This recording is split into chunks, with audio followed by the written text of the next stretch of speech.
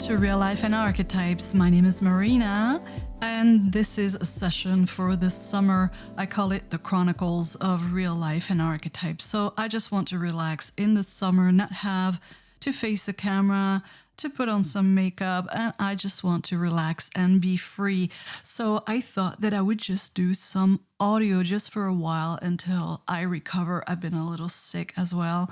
So I just want to not have to worry about anything.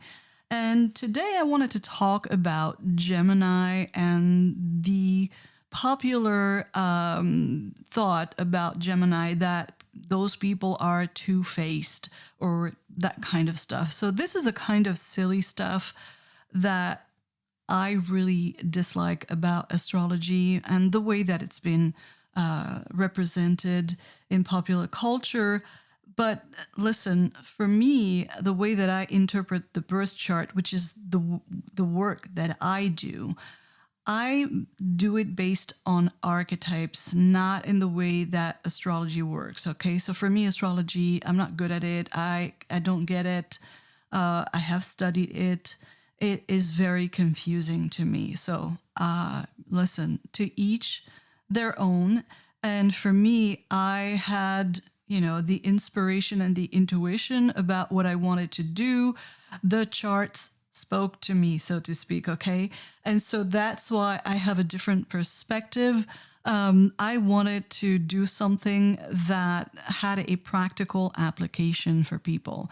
And I'm not into, the typical questions of whether you're going to meet your Prince Charming next week, or if you're going to win the elections, or if you're going to become a millionaire, okay? Which is the kind of stuff that most people really want to figure out in sessions, and that's not something that I'm interested in. So, how funny to be interested in what you're doing to stimulate the mind in a way that is appropriate for you. That's exactly what the mind archetype is about. So listen, think for a moment, and when you're thinking, you're activating the mind archetype. But the mind is everything for us because it's going to impact even our intentions and our intentionality. We need to understand that the mind is like the major ruler of life, of our lives. And the fact is that the mind, by its nature, by default, is very unstable. It's very open and it wants to know things. It wants to perceive things, and it wants to look at reality, at whatever reality. And whatever reality it looks at, it's going to construct and sort of create an understanding of the perceptions of the reality. So be careful what you do with your mind. Now, think about for a moment how we are so overwhelmed by the news, how much we are ruled by what we watch on TV, which is basically the same. I mean, the stuff that we watch on a regular basis, the news, the television, the dumb box. Not that I have one. I haven't had one in ages, but I don't know if people still use television. I think they do. But this thing about how they're feeding our mind, and so the mind needs enrichment. But when you think about it, most of us, because we're not responding to the hero archetype, that's another story for another day, we are not enriching the mind appropriately.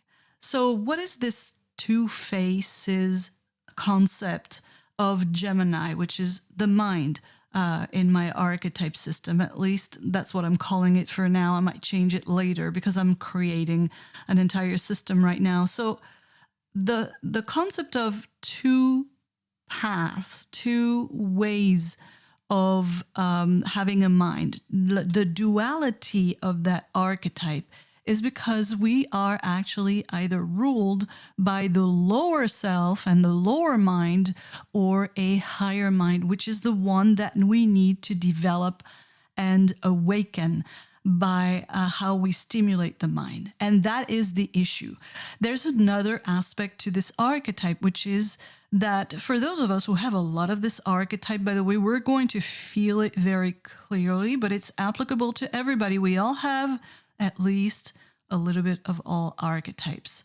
So the thing is that if we want to recognize this archetype in life, we can focus on whether we are really interested, we are really stimulated. It's very important to stimulate the mind so that we are enriched and that somehow we are going to access higher levels of our experience. So lower levels, obviously we can put in that lane gossip, conflict. The mind is going to create a lot of conflict because it's, a primary archetype, and all primary archetypes are very directly related to the hero archetype. And the hero is, it's a major archetype. It represents the self that is trying to fulfill your potential, okay? And the struggle, the existential struggle and fight and battle of life are all circumstances that are supposed to challenge us to really push ourselves and discover capabilities, and particularly a motivation that is fundamentally of love, passion for something that we really want to do and ultimately bring to the world. So primary archetypes are going to be ruled by conflict because that's what the lower expression of the hero is. It's a conflict of the hero that is going to be experienced outside of the self, but really is about a conflict inside. It's a conflict of the fact that we need to evolve, to grow, to discover ourselves, and to always evolve to higher levels of expression of the self, the best self that we can be, the most that we can be. And that self first is going to be focused on being very selfish, and that's necessary. I want to do what I want to do, leave me alone, follow me or get out of my way. That's very much the first level of the hero. The next level is the beginning of wanting to be in the world and do something for others. And that's the activist kind of expression. So the issue there is that that's still conflict-based.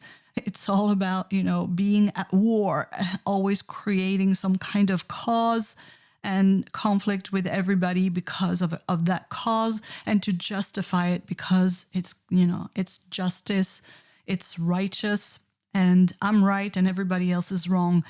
And then you have a higher level of the hero, which is the hero that is now fully aware of its capabilities and who is inspired to also to do something that is motivating and also brings something positive into the world. And listen, the biggest gift that the hero brings to the world is you. It's the self, the kind of person that you are. So going back to the mind, the conflict that the mind can generate through speech, forms of communication, and if you pay attention, it's everywhere. Just look at the news or the programs, even social media. Everybody's just arguing all the time, just fighting.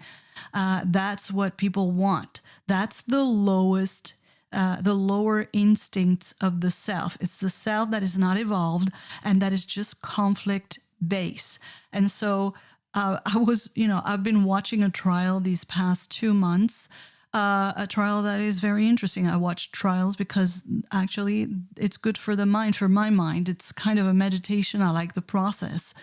And, you always meet new characters, connections during a trial. There are people who are very talented, who are doing amazing things. But the thing is, especially now that the trial is over, although that has been happening throughout, is that everybody that I admire, that I've had good conversations with, that have done amazing work, they're just focused on, just fighting with trolls, as if that matters. I mean, there's all kinds of people in the world. Why do you focus on, people who are talking nonsense and just looking for a fight, for clicks and ratings or whatever? And that's all they're doing all day long. So I'm watching my timeline on Twitter, looking for interesting conversation, and all I see is just people basically gossiping at a level of conflict. That's basically it. So this is the two faces of the Gemini archetype, the mind archetype. You have to pay attention and see whether you are developing through the stimulation of the mind, which you should choose as enriching, whether you're developing the lower self or higher self. Now, it's not a question of higher levels in terms of higher levels of achievement. It could be, that could apply to you, but it's not necessarily true for everybody. It's a question of a level of consciousness. It's a question of quality of your life, quality of your communications, and the quality of your relationships, because communications are the beginning of relating to others. Okay? So that's what the duality of this archetype is about. And you need to pay attention to how you stimulate your mind. What kind of reality are you creating for yourself because of that stimulation? So listen, very easy to see. When people are so into the news, they start to behave, talk, believe, think, and interact with others based on a reality that has been given to them by the news. They all speak the same things. They all say the same things. I could give you a ton of examples, but anybody can recognize that. And be honest with yourself. Recognize that in yourself, because we all do it. The mind is just, very difficult to control. But when you are suddenly creating a reality that doesn't actually relate to you as the hero, the person that needs to really fulfill your own potential, to have a full life, to experience life fully, motivated, inspired, wanting to participate in the world and bring something positive instead of negative, lower forms of being, then you really have to pay attention to how you stimulate your mind and make sure that you do stimulate the mind in a way that is going to enrich you and in furtherance of, fulfilling your potential. Now, very difficult endeavor, because most people live lives that have been decided for them, okay? We are born into a world that already exists, that has a lot of scripts for what we're supposed to pursue, desire, and how we're supposed to stimulate the mind. I mean, the power of the news and, social media now, it's exactly the same, but a different form. And yes, there is more freedom for sure, I agree, but it's still a form of stimulating the mind, and therefore there are always going to be two lanes, okay? You can take the low lane or the higher lane. And again, you can have, there's no harm in gossiping, okay? It's not about being completely, anal about those things. You can do gossiping and indulge in things like that. What matters is self-awareness. It's awareness of how you stimulate the mind. Because you might be stimulating the mind and enriching the mind and creating connection with people and with your environment and circulating. That's why it's related also to, vehicles and just moving around, because you are stimulating the mind in a way that fits you, that enriches you, and then you can gossip, and that's fine. No harm, no foul. The problem is that when you have zero control over your mind, and let me tell you, that is how we all are by default, because it takes, awareness, and it takes some level of control for the mind to be under our influence.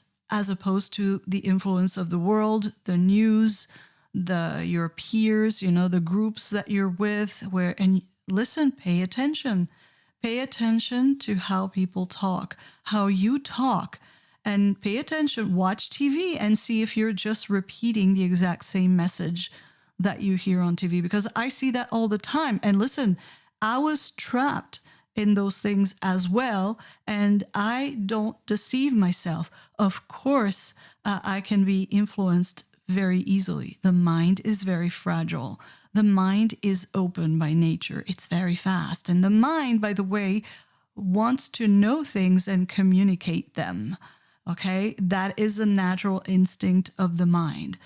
Now, different people are going to have different ways of wanting to communicate and connect, and some people will have more of that urge than others. But the reality is that we live in a world where we are connected, and the human need for connection is extremely powerful.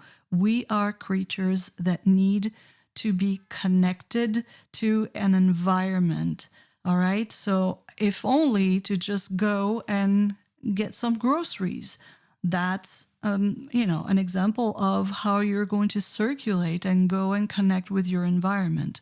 So the mind, our ability to make connections, to enrich the mind, to take control of our mind at least as much as possible, is very important and is going to have a huge impact. It's going to determine whether we finally fulfill our potential or not. So pay attention and be honest with yourself, because I'm telling you, you have no control over your mind. And if you don't have control over your mind, trust me, somebody else does. So I'll talk to you next time, and let's have a cool summer.